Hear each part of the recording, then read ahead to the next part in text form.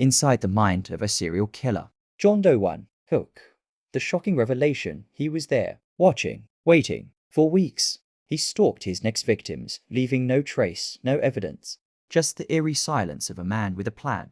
But when the world finally saw the face of John Doe, it was the face of a monster no one could have ever imagined. In the early morning hours of October 12, 2007, the small, quiet town of Chestnut Hollow was rattled by a discovery that would haunt the community for years to come. Inside a modest two-story home on Oak Street, the bodies of two women were found, lying cold and lifeless, as if frozen in time. At first glance, it looked like an isolated tragedy, perhaps the work of a robber gone wrong.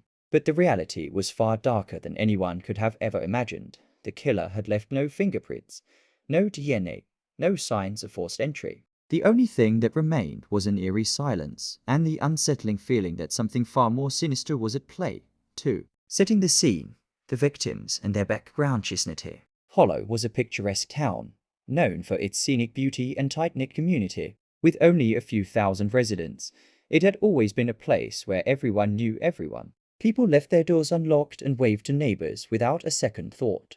But behind the town's charming facade lay secrets, and it was within these secrets that John Doe found his prey. The first victim, Megan Reynolds, was a young single mother, a waitress at a local diner. She had lived in Chestnut Hollow for 5 years and was well loved by the community for her warm smile and kind heart. The second victim, Rachel Patterson, was a close friend of Megan's, a high school teacher. Rachel had recently returned to town after a brief stint living in the city. She was intelligent, driven, and dedicated to her students, yet she too had become entangled in the darkness that lingered in Chestnut Hollow. Both women had attended the same high school, and although their lives had taken different paths, they had maintained a strong friendship. Megan had a 6-year-old daughter, Emily, who was away visiting her father when the crime occurred. Rachel, known for her loving nature, had no known enemies, and yet both women had become victims in a town where evil seemed like something far removed from everyday life. The scene inside the house was chilling. Megan's body was found in the kitchen, lying in a pool of blood, a kitchen knife next to her. Rachel's body was in the living room, draped over a chair, her arms and legs bound tightly. Both women appeared to have died instantly, but the killer had been meticulous in his cruelty. There was no sign of a struggle, no defense wounds. This was no ordinary murder. 3. The investigation begins. Clues and breakthroughs. Detective Michael Carter was called to the scene. He was a seasoned investigator with over 15 years on the force, and he had seen his fair share of grisly crimes.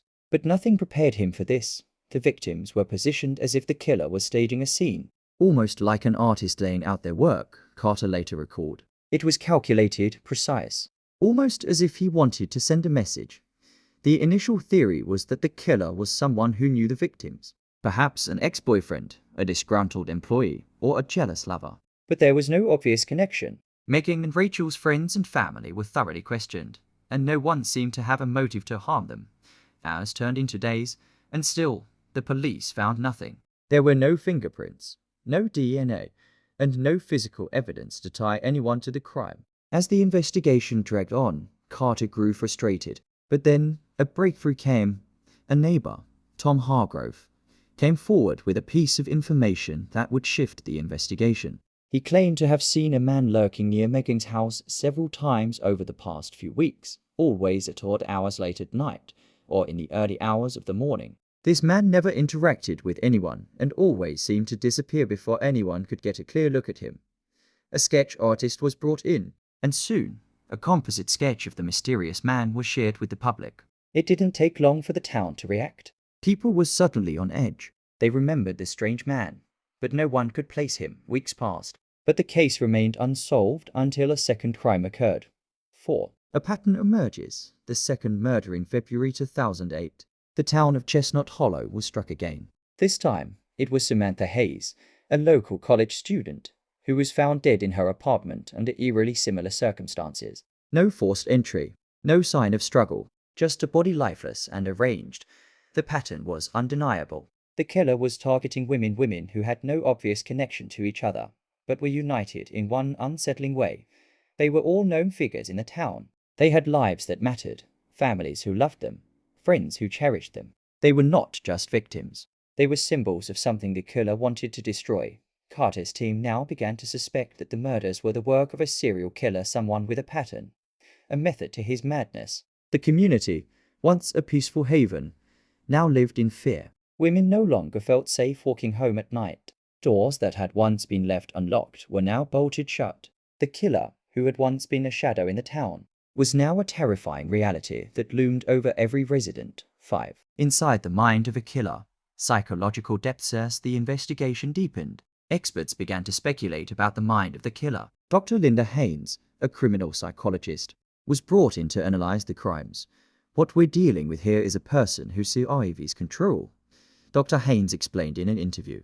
These women were not chosen randomly, they were chosen because they represented something. He likely sees himself as someone who has been wronged, and he's taking this out on women who are, in his mind, perfect.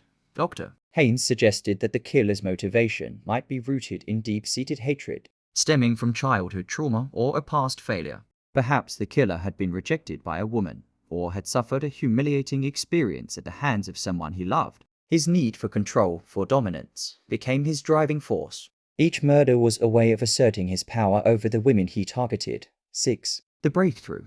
The final clue. In late 2008, after a year of dead ends, a final clue surfaced. It was discovered in a discarded envelope near one of the crime scenes. The envelope contained a photograph, a grainy, black and white image of a young girl.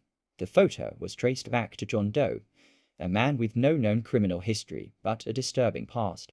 John Doe, whose real name was Caleb Thompson, had been a quiet man, a recluse who had moved to Chestnut Hollow several years before the murders began. He had no significant social connections, no family to speak of. Through interviews with old acquaintances, it became clear that Thompson had been deeply obsessed with women his entire life. He had once been engaged to a woman, but the relationship had ended when she left him. It was then that Caleb's descent into darkness began. The photograph in the envelope had been taken years ago during a time when Caleb had briefly worked as a photographer in a nearby town. He had kept the photo as a memento, a reminder of a failed relationship, of the rejection that would push him over the edge. Detective Carter, after tracking down Caleb's last known location, finally confronted him. Caleb was arrested without incident, and he gave a chilling confession that would leave the town forever changed. 7. The resolution. The final truth. John Doe, aka Caleb Thompson, had meticulously planned each of the murders. He had stalked his victims for weeks, watching them from the shadows. He had carefully chosen his victims, targeting women who reminded him of the one who had rejected him all those years ago. He confessed that, with each murder, he had felt a strange sense of release, control over the women who had once held power over him. The trial was a media frenzy. Caleb Thompson was sentenced to life in prison without the possibility of parole. But for the residents of Chestnut Hollow, justice felt hollow. The damage had been done. The town had been irrevocably changed. Women no longer felt safe in their own homes, and trust had been shattered. Though the case was closed, the psychological scars remained for those who had lived through the terror. For the victims' families, there was no true closure, just the haunting question of why. Why had it been them? And why had it taken so long to catch the man who had ripped their lives apart? Final thoughts. John Doe, or Caleb Thompson, was not a monster born in darkness. He was a product of pain, rejection, and a twisted mind that festered for too long. His story serves as a chilling reminder that the darkest of minds often hide behind the most ordinary of faces.